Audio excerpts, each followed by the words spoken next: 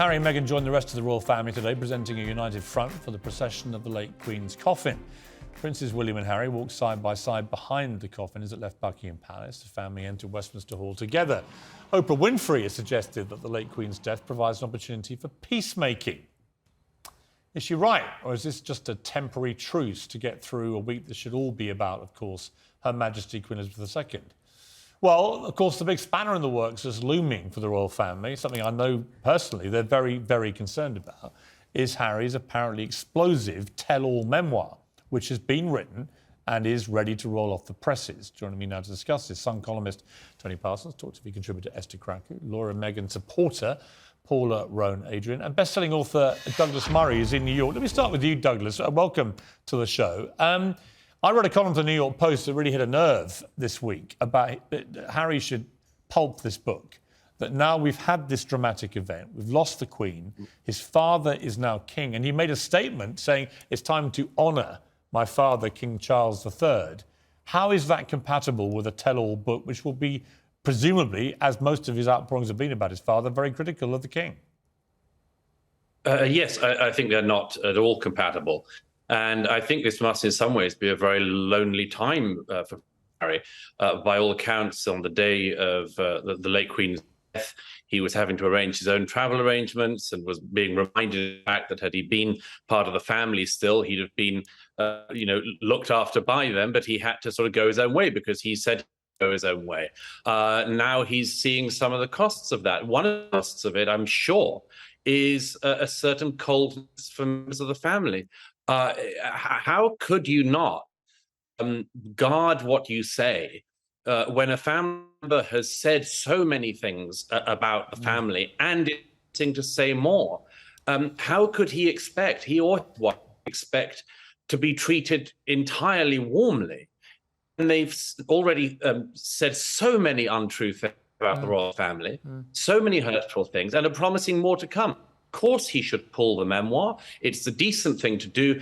He made plenty of money from other deals, from Netflix, from Spotify and others. He doesn't need to release the memoir now. I completely concur with that. But Paula, you think he should be able to publish the book? Of course he should. Of course he should. Why? He should have the opportunity to have his say. He hasn't stopped yapping for 2 years. Literally, he and his wife, barely a week goes by without them sticking a knife into the royal family and the monarchy. So what do you mean he's got to have his say? He doesn't stop having his say. And That's the problem. we could say that about the press too, couldn't we? We could say that about the millions of stories that have been reported in the press about Twitter going wild. We know that reports have been done, haven't they? But when you have two members of the royal family constantly publicly attacking the royal family and the monarchy, of course the media are going to respond. People say to me, when are you going to stop criticising Meghan Markle and Prince Harry?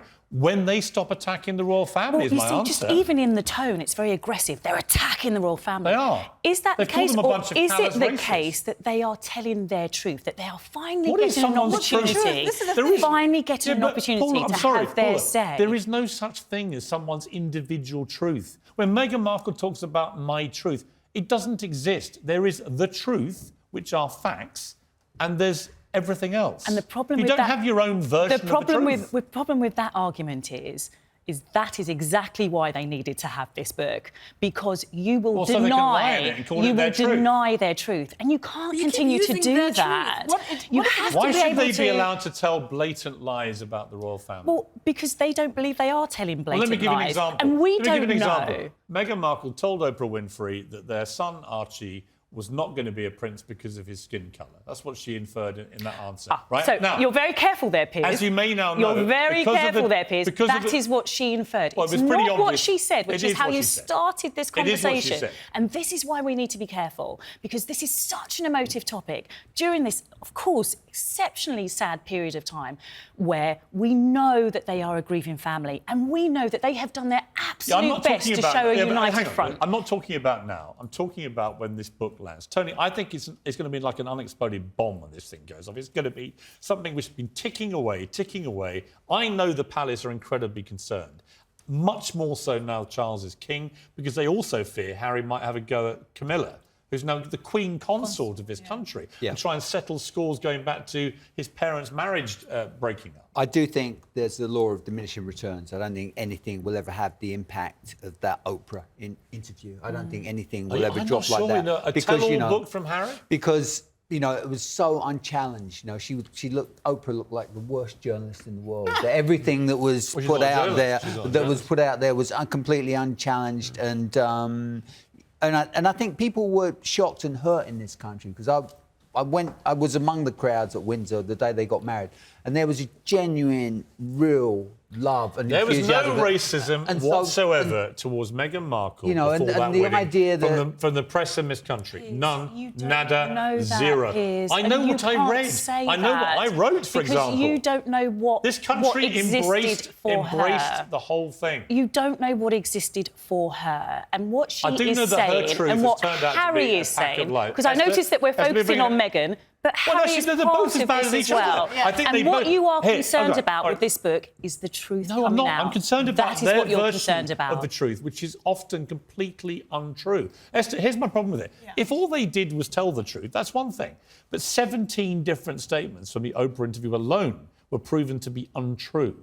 We still don't know who this supposed royal was who raised concern about their child's skin because colour. I do wish that they actually said who it was, because I thought it was very immature for them to not smears them all. I don't have a problem with Harry coming out with the book, actually. He's led quite an extraordinary life. No, 10 years in the army, I don't have a problem with that. But I think I suspect, with good reason, that it's not going to be tasteful, that it could be an attack on Camilla. But surely he understands now the fictional truth behind Meghan's disastrous experience. Well, let me ask. I'll tell you what. Let me ask Douglas Murray. Douglas, there's a kind of perception here that they're doing all this because it plays really well for them in America. But the New York Post cleared its front page for a very mocking image of Meghan Markle recently, looking like a toddler in a tiara, throwing tantrum after tantrum. What is the mood, you think, amongst the majority of Americans about what they've been doing? Well, there's a deep skepticism about it. Some support, but also I think just a lot of embarrassment at it. A sort of embarrassment about the fact that Markle joined the royal family. There was, as several people already said, incredible goodwill towards her and towards the EU. I never saw anything in the British press that was even remote critical of Meghan herself. On the day itself of the wedding, it would have been a happier day. The sight of Prince Charles walking his new daughter-in-law up the aisle, escorting her mother in St. George's Chapel. It was such a sign, as it was the photographs of the Queen meeting her first great-grandchild of Meghan and Harry. These were such healing things, and there was so much goodwill around the world. And I'm afraid that Meghan and Harry have, through their own actions, just thrown that goodwill away on both sides of the Atlantic. And the trouble started, actually. The trouble started when the whole fury over her father blew up. And her decision to then completely disown him. And from that moment on, you can see the trajectory of the criticism in the media building and building, because they then embarked on this huge victimhood tour where they kept being rankly hypocritical about things like, preaching about carbon footprint and catching private jets all the time and so on, but also constantly whining, playing the victim, the complete antithesis of what the Queen, for example, stood for. Douglas, thank you for joining me. As always, spot on. Thank you to my panel.